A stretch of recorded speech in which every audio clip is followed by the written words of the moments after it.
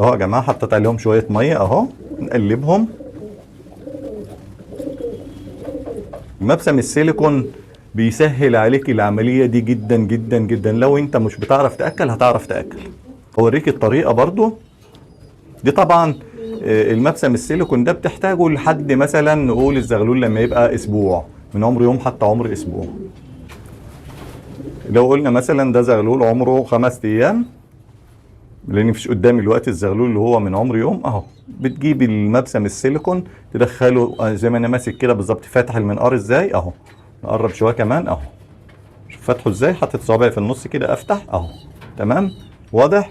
ادخل المبسم السيليكون جوه زورها كده اهو، وافضي بس كده. والزغلول الصغير طبعا تقطيع على قده، الزغلول بعد الفأس يا دوبك ياخد سنتي من دي، كل ساعتين مثلا ممكن تقطيع سنتي.